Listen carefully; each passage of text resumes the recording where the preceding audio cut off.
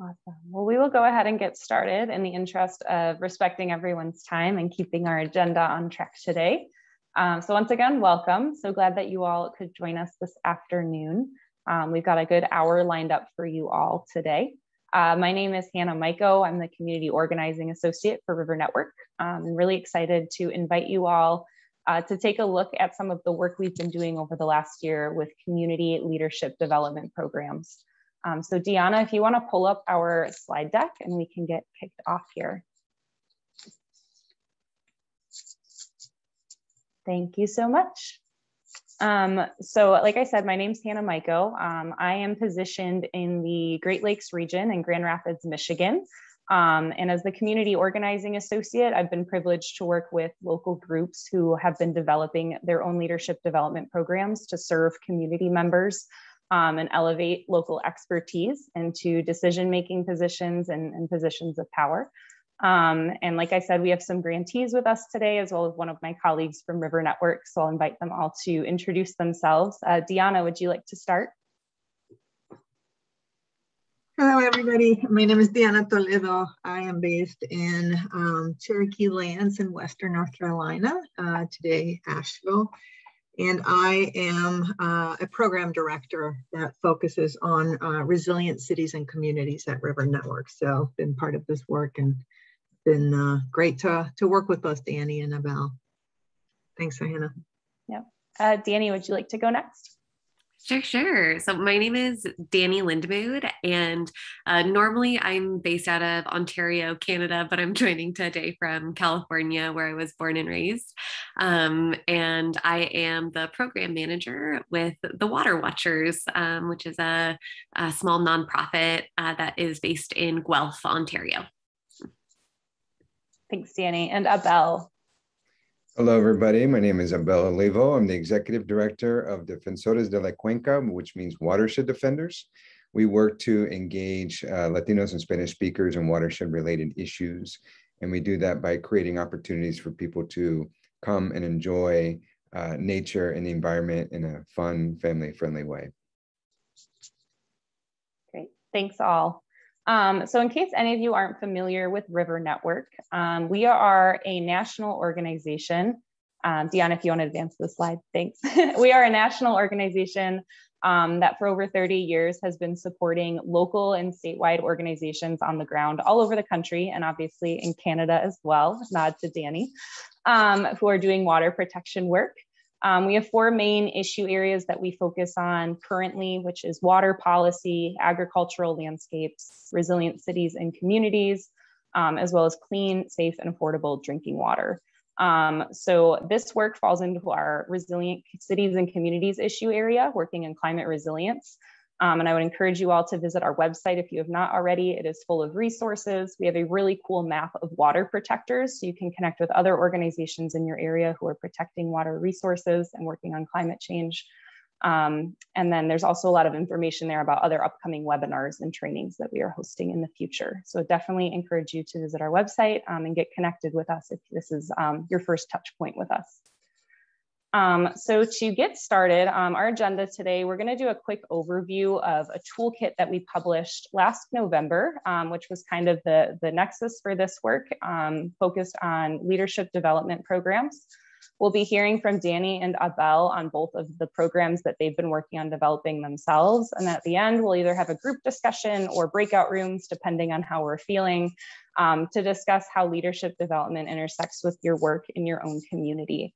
But to get us kicked off, I'm going to go ahead and launch a couple of polls so that we can get to know who's in the room with us today. So I'm going to go ahead and launch our first poll, which is asking what brought you here today? And there are a couple of answers. And then there's a second question in that poll asking what are you most curious in learning about today regarding leadership development programs? So if you could go ahead and take a moment to submit your answers, we'll leave those open for 30-ish seconds.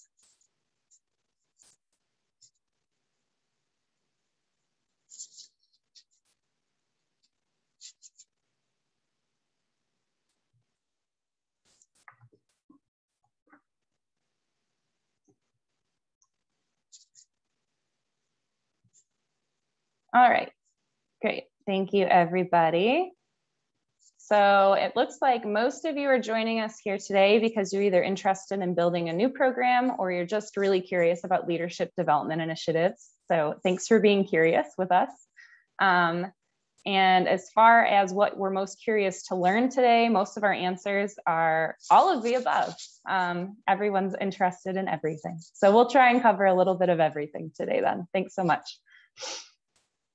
So let's dive into talking about kind of how this work started at River Network.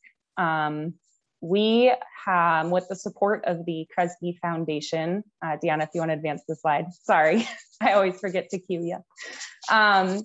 With the support of the Kresge Foundation and the Spring Point Partners Foundation, we published 2 toolkits over the last year focused on equitable climate resilience. And these were strategies that we chose to focus on because they really elevate community engagement in planning, in decision-making, in seeking knowledge, and in finding solutions.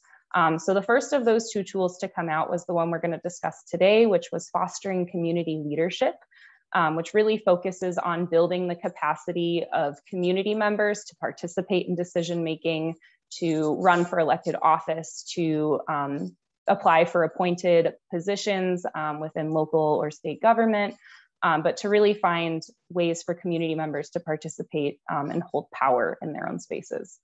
The second tool that we published was fostering community-led research and knowledge. And this tool was really built to help organizations launch community-led research, or what we refer to as CLR projects, which help gather local knowledge and elevate that into the decision-making process. So similar tools that work really well hand in hand, but can also be used separately to build programs and projects that really engage community members, especially those who have historically been left out of decision-making processes in the past. So today we're going to focus on our community leadership tool. So I'll be giving a brief overview of that next. Deanna, if you want to advance the slide. So if you open our community leadership tool, the main sections that you're going to find in there are, first of all, an inventory of over 20 programs across the country. We interviewed and surveyed program directors to learn what worked best and what did not work best in their own programs, to figure out what our best practices were and to make recommendations on this work, which led us to creating this summary of effective program features and what we would recommend including in a community leadership development program. We also created a step-by-step guide for building a program of the steps that you would take if you were doing this absolutely from scratch, start to finish. And then we also offer technical assistance. So the toolkit helps guide hands-on, one-on-one consulting that we can do with organizations to help develop these programs. And we work to connect folks with others who are doing this work, hosting trainings like this one, creating cohorts of folks doing this work together, which Dani and Abel were part of our last cohort, and really making sure that folks are well connected and relying on each other while they do this work. Deanna, if you want to, thank you. So the main benefits of leadership development programs, just a quick overview, making sure that community members are well trained and confident to participate in decision making means that there's more equitable representation in our structures, whether there are formal government structures or more informal leadership positions. We see more diversity and members of the community that wouldn't, or I should say historically haven't been engaged in those processes showing up more. It helps build cohesive and effective coalitions across communities, making sure that all the segments of communities are invited to participate and confident to participate. Other outcomes have included really meaningful civic engagement opportunities for people who have felt disenfranchised or unencouraged to participate before. As well as multi-generational community engagement. So programs that are tackling engaging youth and adults and the elderly all in decision-making processes and making sure that folks have ownership over the decisions that are made in their communities. And then of course, as I was talking about before, the elevation of local knowledge and experience to make sure that all of the different segments of experience in a community are accounted for when we're coming up with solutions to any kinds of issues that arise. Another thing that we talk about in our leadership development toolkit that I really want to emphasize today is the idea that leadership can look like a lot of different things. There are a lot of programs, and some of the ones included in our toolkit are programs that are prescriptive. So they're programs that prepare folks for a specific leadership role or a very specific outcome. And then there are ones that more so are focused on skill building and exposure to different issue areas to prepare folks for whatever leadership role is most comfortable and accessible to them. And both of our grantees that are here today really focused on that non-prescriptive approach of just preparing people to engage in the way that they want to. We hear the phrase meet people where they are a lot nowadays. And this non-prescriptive approach is a really good manifestation of that, and understanding that not everyone's first engagement with leadership should be serving on a formal public commission or as an elected official. That maybe the first thing they're comfortable with is being a neighborhood informant or something that's less formal. So just really want to emphasize that and preface our conversation by saying when we talk about leadership, a lot of people have a really specific idea of what that looks like. But we really like to broaden that definition and make sure people can become a leader in their own right and serve in positions that are appropriate and comfortable for them.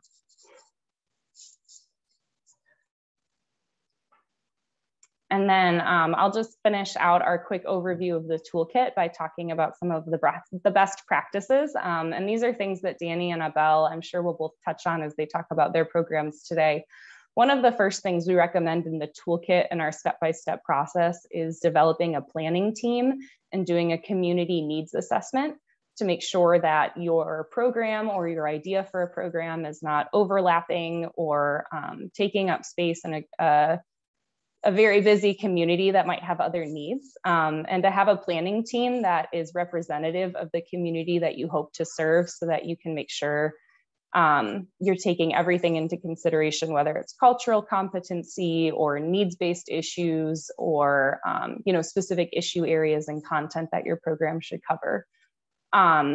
And then throughout the program planning process to really make sure that you're checking, doing temperature checks with your audience that you hope to serve by getting feedback, hosting focus groups, doing small pilot programs to get feedback along the way.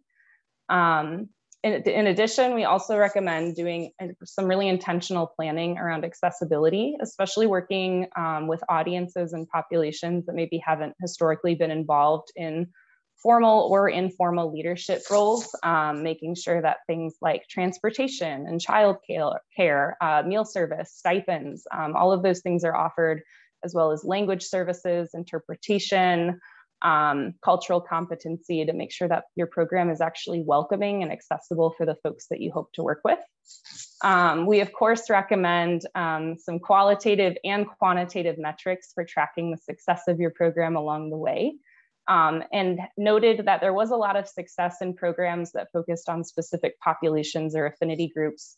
For instance, leadership development programs that were specifically designed for BIPOC to engage in those spaces together safely. Or in Abel's situation today, he's going to talk about working with the Spanish-speaking community in the Chesapeake and how his program is specifically designed for that population.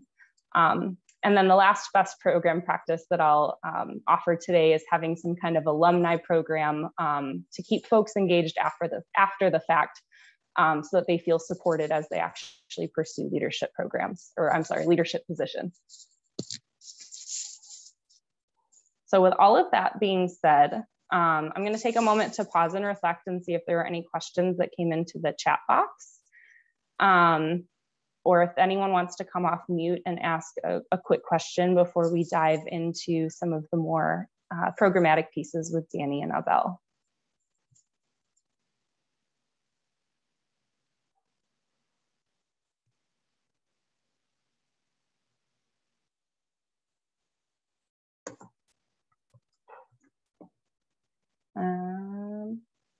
No questions? Oh, does something come to the chat? Will you share the link to the full toolkit? Absolutely. I have a hard time typing and talking at the same time, so I will drop in the links once I'm done talking and Dani and Abel start talking. Any other questions? Thanks for reminding me though, Kendra. Awesome. So I'm going to go ahead and let's see. Dani or Abel, do either of you want to go first? I don't think we had a predetermined order. I'll just call on Dani to go first.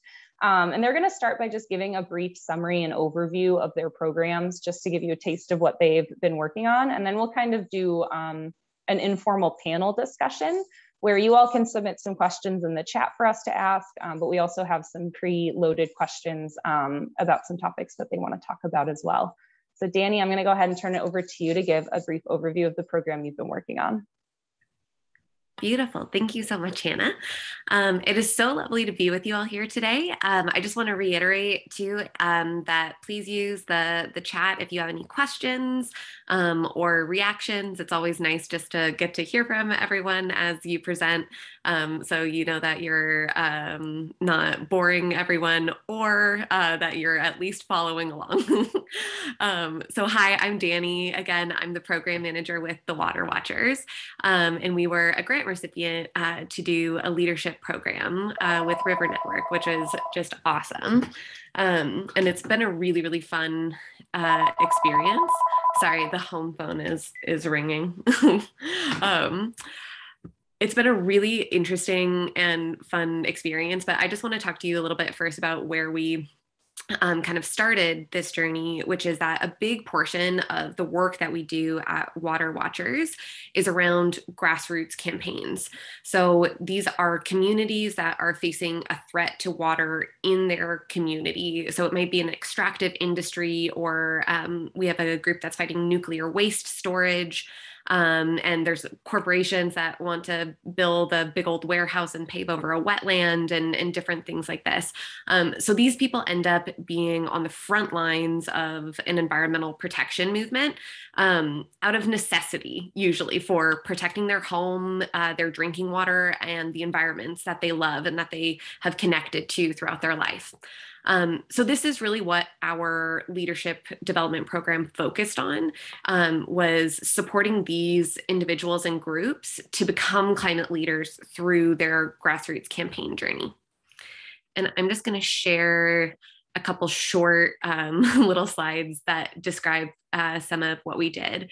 So just kind of the overarching thought behind our strategy for our leadership development program was to start with these Water Watchers campaigns here, and then we get to connect them with financial and support resources at our organization, and help them with fundraising and all that kind of stuff, and strategy for how they can win the outcome that they want. But then part of that is also developing leadership along the way, and something that we wanted to be more intentional about building. So that yellow part of the circle is really what we focused on during this portion of building out a leadership development program. And then the thought being at the end of that, that we can either bring them deeper into the work that the Water Watchers do, and to be able to connect them with other campaigns, connect them with some of our larger scale programs, or just to send them out into the world as climate leaders that are ready to take on something the next time that it happens. And I just wanted to talk about a couple principles that we embedded into the design of our program as well. So two things that are really, really important to us are called container building and normalizing conflict. So on the container building side of things, this is the idea that in order for leaders to really rise up and learn and be able to show up authentically, that they have to have some sort of safe space, and that's where learning really happens and growth happens. It's in a container where you can be a little bit uncomfortable, but still safe, and get to learn through that journey. The other side of that is also normalizing conflict. We often say at Water Watchers that conflict is the breath of change. And that is a lot of what we do is help people through a conflict. But anytime that there's more than one person in a room, there is an opportunity for conflict or for difference of opinions, or just anything that can put some people into that frame of mind of like, oh no, like there's a conflict happening. And we want to normalize that. We want people to feel okay to have disagreements and to explore that and to recognize it as part of the process from the beginning in a natural group dynamic that you'll have to navigate through and that you'll be doing that together. The other principle that we really tried to embed into our program design is the direct education model, which it's like a 4-step iterative journey that goes start, reflect, generalize, and apply. So the start is like Hannah was saying earlier, to meet people where they are. So, start where people are. You have to begin a learning journey with people's own experiences and understandings and worldviews. So really starting from that place. And then from there, coming into a place of reflection and group analysis to say, to let the group identify different themes or categories from what people have shared about from where they're starting, and to recognize ways that it's either similar or different, and to bring some of that reflection into the process. After that, we like to add something in, which is the generalized piece. So adding either some framing or learning of a different way to some new content or ways of understanding whatever is being talked about that can be examined against whatever the group experiences that are present, whatever those are. And then to apply that into either an example, like a case study, or an activity, like some sort of a role play or something like that. So that model, we think, is something that really helps people say, like, I'm starting here. This is where the group is starting and what's present within our group. And then when you bring it into the generalized, to add pieces to that, which is in general what our leadership development program is, and then to apply it into their campaign.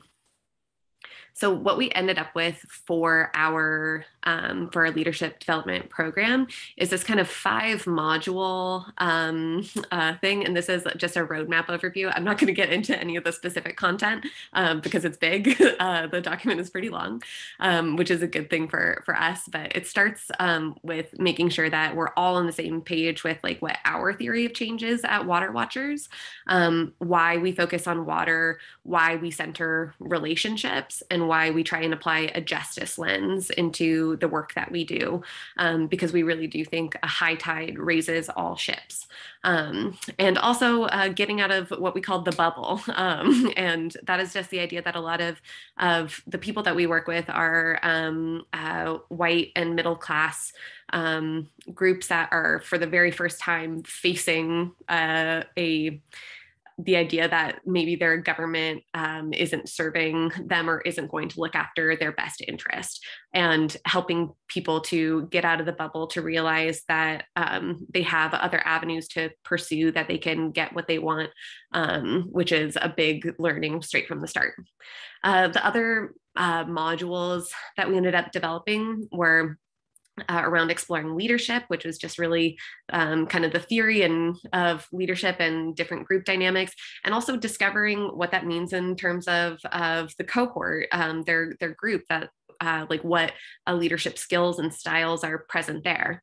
After that, moving into a localized community assessment. So really taking a magnifying glass to what's going on in their community, what it is that they're facing, helping them figure out what winning looks like for them, figuring out who their allies and opponents are, and maybe who their targets are going to be through the campaign, and then also framing that campaign intervention strategy. And from there, the content modules that we really got to focus on during our work with River Network for this was the building knowledge and building capacity modules. So for building knowledge, this idea of like having technical knowledge of whatever the problem is that they're facing, or problems, and growing that either in a really localized context or a more general context, but then also about power dynamics and building knowledge about municipal government and what the different power holders are in their community, and who has influence, and how that is going to determine the outcome of their campaign, or maybe the strategy for their campaign. And then last but not least, also building capacity. So that's any of the skills that they need, communications, public speaking, things like this. Infrastructure building, so helping them with database management and having communication strategies for connecting with their audiences. How and to really nurture relationships and to be establishing meaningful relationships that will allow you to navigate your situation. Then also just planning for the future. What does it look like if we don't win? What does it look like if we do? Does our group want to continue existing? And so it's a really meant to be a flexible and iterative program. It's really not meant to be a 1 through 5 process. It's meant to be able to pick and choose from whichever of these modules and the sub content within them that's needed at a given time. And the ultimate goal is really to get that at the end of the day, to create this distributed network of grassroots leaders that are activated to respond to threats against water, like progress on the climate movement, and centering justice into more of what we do. And we really plan for it too to be a living program that expands and deepens over time, especially as calls for deeper learning arise from our groups. So that is the overview of our program, and I'm gonna pass it back to Hannah. Great, thanks so much for sharing that introduction, Dani. I'm gonna turn it right over to Abel next to share about his program that he's been developing at Defensores de la Cuenca. And then after that, we'll pause for general questions and then move into our panel. So if you are ready, Abel. Yep, thank you everyone. And thank you, Dani. That was a tremendous overview of your program. And my program is very, very similar to that. I think, as the students, have have similar products as the teacher has worked to support us. But River Network has been really, and the toolkit has been really helpful for us to not only give us things to think about in terms of recruitment, in terms of communication, but also working to validate some of our instincts in terms of how to engage in a meaningful way. Defensores is working, or has worked to create a leadership program we're calling La Academia, La Academia de Fensores, which is based on in collaboration with the Watershed Stewards Academy model from another one of our partners, Anacostia Watershed Society. They have had this program that works to engage people around watershed related issues that is fairly robust. However, in their work, they have really not been able to attract or draw in Latinos or Spanish speakers, folks of color in general, but certainly Latinos and Spanish speakers. So thinking about how we might be able to augment or enhance what is existing there using that structure, we work to create a program, a model that is a 6-month training program that combines a number of topics that are delivered virtually, paired with hands-on activities to reinforce those lessons in a real-world in-person experience. We also model that, or paired that with a mentor-mentee check-in, monthly check-in, to really serve as guides and to answer any questions that people might have along the way. The content is modified or different in terms of how we frame it. For many of the Latino community, the priorities of family, faith, and work really are top line. Many from the community care for, know about nature and the environment, but really have little opportunities to engage, especially when it comes to time commitment, because we're competing against people's most precious commodity, which is their time. So for that consideration, part of the program that we develop is a payment of $1,000 for the participants in consideration for their time away from work, which means food on the table, it means rent, it means mortgage, childcare considerations, transportation costs, things, barriers that for some folks is not even a second thought. Yeah, I'll take the afternoon time off, I'll go and I'll do this and I'll participate, is not a luxury. A lot of the folks that we aim to engage have. The folks that we work to engage are recent arrivals. Latino Spanish speakers are 70% language isolated. There's probably about a 50% high school graduation rate. That again have that are frontline fence line workers who live in highly dense areas, low tree canopy, high impervious surfaces. Folks that can least afford to participate in leadership programs are exactly the people who we want to engage. And part of the work that we and that is emphasized in this leadership toolkit, as well as what Dani has presented, is providing the information to people and allowing them to use it in a way that is most relatable, not only to them personally, spiritually, religiously, culturally, and apply it and how they apply it to their own personal situation where they live in an apartment, a condo, a house, in a multi-family situation, in a situation that is, they may or may not be documented. Limited access to resources, to limited access to our elected officials, and really allowing folks to apply it in a way, again, that is most accessible to them. So at the end of our 6-month training period, our leadership training period, the participants are asked to engage in a capstone project that will allow them to apply that new knowledge bank, to build up that built up knowledge bank in their own situation, whether it's organizing a tree planting or a community pickup, or if it's giving a series of lectures on the importance of recycling or what a watershed is. It doesn't matter what that is. The purpose of that is so them giving folks the opportunity to apply what they've learned in their own communities, while also allowing them to build out those leadership skills, how to organize with other groups, how to create, flyer, how to communicate. Many of our participants, many of the folks that we work with, don't necessarily have a laptop or computer at home. A lot of the work that we do is via mobile phone. Is what we do, the messaging, the content, how we present it, is it mobile friendly? Is it accessible? Communicating via email, is that typical? For some, yes, but more text, WhatsApp, other communication outlets are more, and people are more comfortable with that.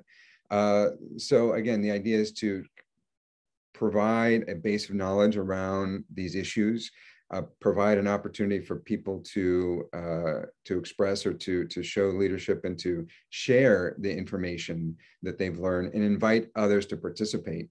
Part of the program that we have is supporting each of our participants with $5,000 to get their project off the ground. So that money is to be used for, to pay themselves, for their time.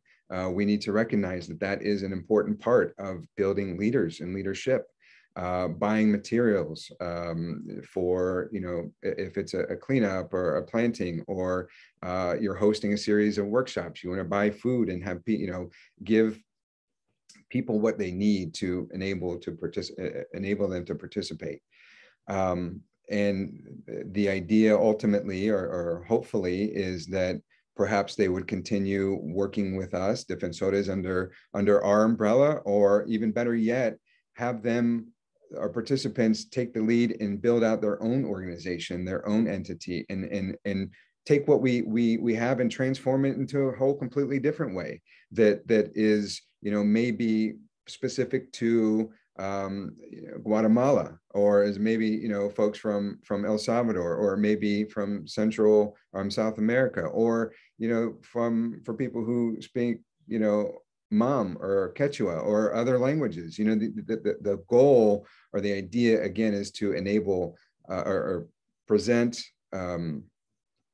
the information in a way that is accessible so that people can relate to it as much as they possibly can, and then set them up with opportunities to demonstrate the knowledge and to build their leadership skills, because we need more representation across nature, the environment, the watershed.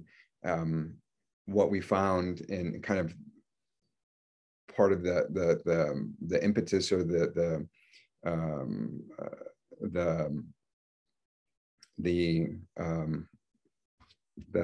what's the word I'm looking for is like what encouraged us, or what kind of precipitated the development of this leadership opportunity, is recognizing that there are lots of green organizations out there that are wanting to engage the Latino community and just don't know how. There's limited cultural competency, limited understanding of the priorities, and one way for folks to gain that knowledge, to have more access into the community, is to support organizations that are led by people of color, that are led by Latinos, Spanish speakers, right? And then recognizing, well, where are those organizations? Where are those leaders?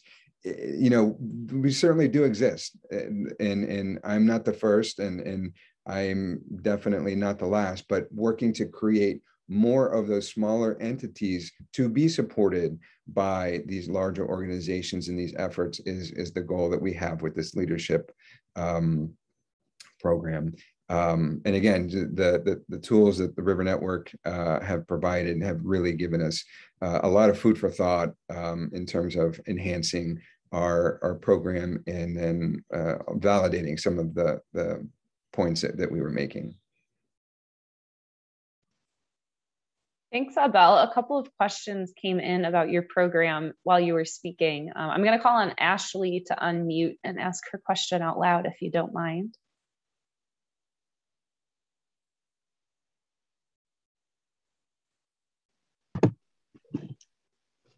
Thanks, Hannah. And Abel, thank you for this presentation, and delighted to know about the great work going on downstream of us on the Chesapeake Bay. I'm curious, and I'm going to follow up, or Diana and I had the same sort of thought almost immediately, I think, just getting a little bit better understanding of the budget that you have for compensating participants. I think that's great. We've had this discussion a lot up in Baltimore, and a lot of folks talk about the difficulty of that because, well, they're not actually employees, and do we do gift cards or stipends and things like that. But just the sheer amount you're talking about was really impressive. And I was wondering if you could go into a little bit more detail about how and when you pay them for what aspects of this. Yes, thank you for your question. It's definitely an important component to the program. The original amount that we had budgeted in for the program was $500, and that was in with keeping with the $600 limit to gift cards before you trigger a W-9 requirement. And we decided that we needed to go higher just because, again, the time commitment that we're asking people to take is 2 hours per workshop. It's 3 or 4 or 5 hours, probably not 5 hours, but up to 4 hours on our hands-on days, plus a mentor-mentee check-in, plus at the end of it, the time it takes to develop or think about their capstone project. It's a lot. And again, that time is $100 here, $100 there, means a significant amount to our participants. How we are approaching payment, that is a bridge we're still looking how to cross. We know that we have that limitation of $600 before we trigger that necessary paperwork, and we're going to find a way. I'm sorry, I don't have a better response for you, but we need to find a way, and maybe that is supporting a third organization to provide support. And I'm saying this, and I know that makes some people nervous, but it is something that we need to do, because the folks who are most impacted by climate change, by severe weather events, are the people who most need or should be receiving this training. Part of when I speak to municipalities or elected officials about stormwater BMPs and resilience, and access to green space, they're like, oh yeah, we'll put it in, we'll do trees, et cetera, et cetera. But you're not really investing in the people on the importance of those BMPs. So they're not necessarily going to, they're not going to damage them on purpose, but their actions may in fact shorten the lifespan of that multi-million-dollar investment. So investing in those BMPs without investing in the people is only half the picture. So that's a roundabout way to say, like, that dollar amount, that $1,000 might seem like a lot, but in reality, it's really not, and it's necessary. So again, back to answer your question, we don't know how to get there. We know that we're most of the way there, and we'll figure out the rest as we go along. We haven't had to cross that bridge yet, but we will. I'm happy to share news that we were funded for our program, and we're getting ready to kick off in late October, November. Awesome. I'm so glad to hear that you got funding. That's the biggest part. Deanna, I know that you had asked a question about the compensation as well, more so related to how many leaders and capstone projects can the funding support, like, per year? So Abel, I'm just wondering, Abel, I know you're just kind of at the design and initial funding stage, but as you sort of think this out longer term, once fully running, I imagine in different places across the Chesapeake, like what is the cost? I mean, to do a program that, so glad to hear you're compensating folks fairly. What is it? What does it cost to do that? So the initial group is 15 to 20 people. That's what's in the budget. So a significant amount of the funding will go to that. The idea, and thank you for that point, Deanna, the idea is that we will be able to replicate this again in, we're starting in Prince George's County. Maybe we'll go to Montgomery or Fairfax or Baltimore or Lancaster, Pennsylvania, or Richmond, Virginia. So the idea is that we will be able to replicate this, and perhaps even pay some of our participants to run the next cohort. The costs are significant. $6,000 at minimum to each participant, and that doesn't even talk about the amount that we're paying our mentees. We're also compensating our mentees for their time, because in recognition of a lot of Latinos, folks of color, who are asked to give and give and give without any recognition of their time, their expertise, their knowledge is super important to us. We don't want to just extract from the community. We want to make sure that we're supporting folks and honoring their knowledge and their time. So it is more than just that.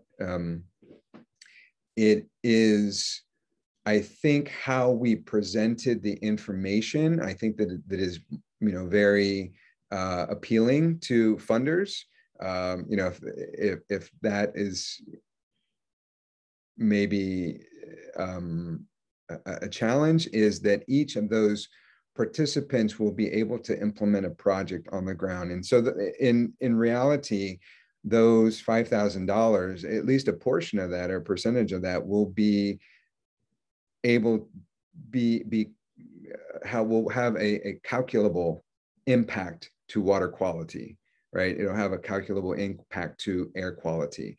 So it's not, and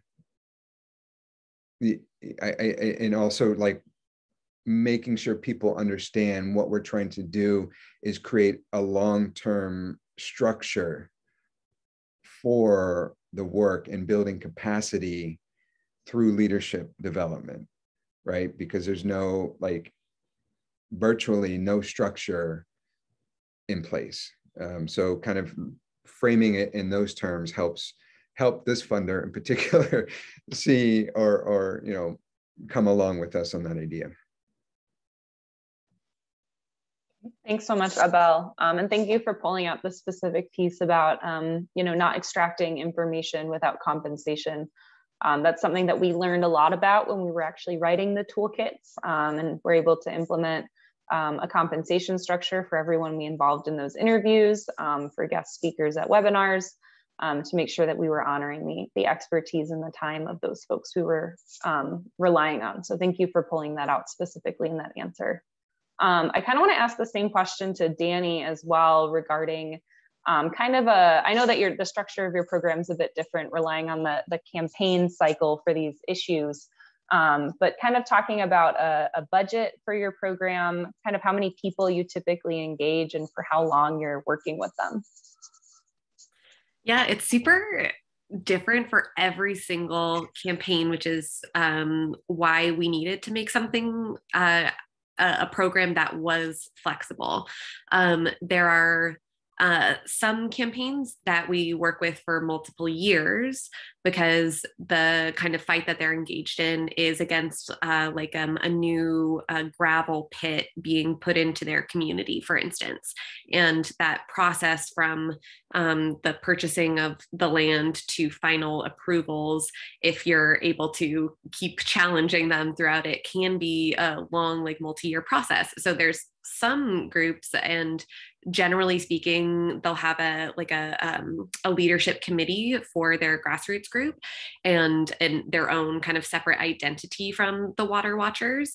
So one group that we work with is called Citizens for Safe Groundwater, and they're involved in a multi-year fight against the siting of an aggregate pit in their community. And so working with them, there's a group of about 5 or so in that leadership cohort. And we have this opportunity for extended learning with this group because their process isn't moving super fast. We might have touch points with them more like on a monthly basis or around critical dates in their kind of campaign strategy. So that's one example of that. And the budgets for that are all over the place. And because we haven't funded this specific portion of the work before, it's new, we're just getting it implemented. We're trying to figure out what that is actually going to look like as far as a budget. But we're going to be building it into like the fundraising that we do with the communities. And then we've also been writing it into every single one of our grants is just staff time to support delivery of the program. And then for another group, it could, we have another group that recently was successful in opposing a really large float glass plant in a local kind of agriculture and arts focused community. It was very, very sketchy, lots of backroom dealings. So we were helping them through that process of trying to resist the siting of that humongous industrial operation in their community. And that was a group of 10, and we had them for about 6 months from start to finish. And that was meetings every single week through that whole process because things were moving so fast. And so it looks really, really different from start to finish and from cohort to cohort with the different campaigns. And so all of that to say, it could look like anything. And we're figuring out what budget looks like, and just trying to be really bit mindful though about incorporating it into the grants that we're writing, so that by the time that we are starting to see approvals coming through for those things, that then we're just ready to be able to jump in and fund that staff time to deliver the program. Thanks, Dani. I don't think we have any more pending questions in the chat, so I will ask a question. I'm curious if you both could speak to some of the really big questions you had to ask yourselves about your organization and the audience you were serving as you were planning the programs. I know you've both touched on this a little bit, but kind of just pulling out some of the biggest questions you had to ask yourselves during these planning processes before you could even, you know, approach a funder to ask for funding. What were you really asking yourselves about in designing these programs?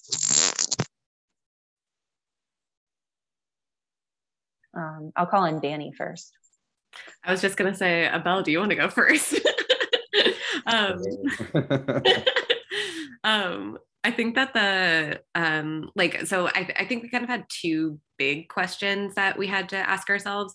And one was more oriented towards like the program, and then one was more oriented towards our organization. So the one that was more oriented towards our program was really about what do we have capacity to do, and how can we design a leadership program that fits into our capacity, but also grows our impact, because that's the ultimate goal, right? To say like, how do we move from like what we're doing, but like really like turn up the impact on it. And then that for us was when we, Hannah's been with us through this whole journey. So she's very aware of the toiling that we had to do with this. But when we were thinking about it at first, it was we really want to be designing something separate, like a leadership program that we could be engaging people, like pulling them into, recruiting them to do it, and then moving forward in that way. And we had to have an honest moment of reflection to say, like, do we really have capacity to be starting a completely new thing? Is there a better way that we could be utilizing a leadership program to be maximizing what we do? And the answer was a resounding yes.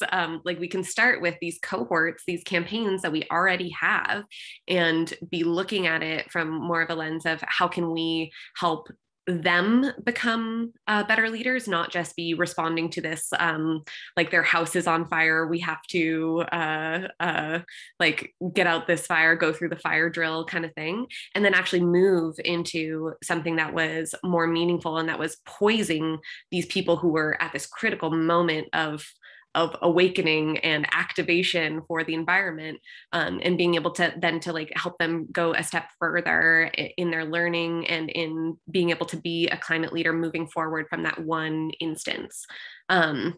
So that was like the internal or like towards the leadership development side. And then the other one was really the other question that we had to ask ourselves is, how do we start where we are as an organization that has historically just had a lot of our supporters be white middle class people, and the campaigns that are coming to us, the people coming to us with problems that they want to fight, are also generally white middle class people. So how do we start there, but then also move towards more inclusive and open and representative groups that are actually reflective of the communities? And that is a question that like we've been asking ourselves in a lot of different areas, but then in thinking about it with the leadership development piece, the answer has largely, I think, just been like moving people into more intersectional understandings, like how other issues connect with their issue, and then connecting them to groups that are working on that, and seeing what comes from that. And so we're still in the kind of wait and see moments of that. And a lot of beautiful things have already come out of it. We're seeing more and more settlers recognizing their responsibility to the Indigenous First Nations groups that have stewarded the land around us and the land that settlers moved into. And that in and of itself has been one of the coolest things to see. And we get to do some, we're going to be doing a lot more work on that front in particular too. Thanks, Dani. And Abel, I'm going to have you answer that question, and then we're going to do a quick wrap up. Yep. Dani, a great question came into the chat from Maggie. So if you could take a look at that and offer a response in the chat, that would be awesome. I was shaking my head, agreeing vigorously with Dani. You know, for us, the biggest question was capacity, which was, you know, recognition of, you know, what are we trying to do? You know, are we trying to be tree experts? Are we trying to be water quality experts? And recognizing what we're best at, and that's really organizing, really connecting with the community and bringing the resources to bear for them in a way that's relatable and understandable. So recognizing that we needed to partner with organizations and individuals who can bring those different components to the leadership program.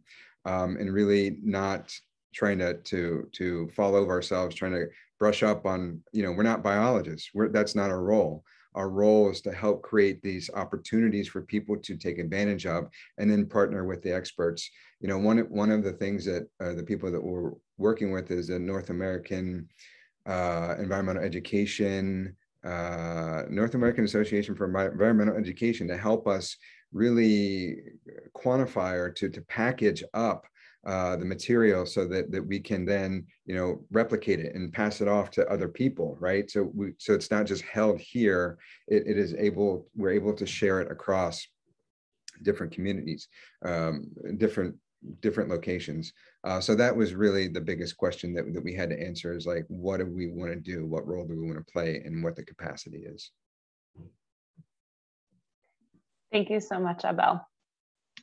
So with that, Abel and Dani, if you want to take a look at that last question from Maggie in the chat box, and I will get on to closing us out. All right, so thank you all for attending our session today. I want to give a brief plug for the technical assistance that both Dani and Abel referred to while they were speaking today. River Network, with the generous support of the Kresge Foundation and Spring Point Partners Foundation, is able to offer granting opportunities as well as technical assistance in the form of direct consulting, networking, cohort style learning, peer calls, opportunities to share your work like we did with Abel and Dani today. And we are just starting a new round of that technical assistance and funding. So if you or your organization is interested in starting your own community leadership development program and starting this really important work, please do fill out the form that I dropped in the chat box. I'll drop it in there one more time. You can go ahead and fill this out, and it lets us know that you want to talk, and we will for sure be in touch to see if it's a good fit and to make sure that we can support your work. And then I'll close out as well with some reminders. First of all, yes, the technical assistance form that I just dropped into the chat once more. Please do fill it out if you're interested. We also have our annual conference River Rally coming up next spring, and end of spring, beginning of summer. We're going to be in Washington, D.C., fingers crossed, June 4th through 6th. Currently, we do have workshop proposals open, as well as field trip proposals. So if you all are interested in participating as a presenter, or leading a field trip, please do hop on. Those are due October 15th. And then we also have our River Hero nominations. If there's someone in your community that you think should be honored, we also have that submission form open through the 15th, and I will drop that in the chat as well.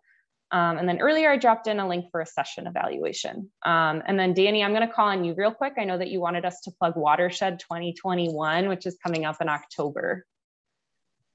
Yeah, so we have an event. It's called Watershed 2021.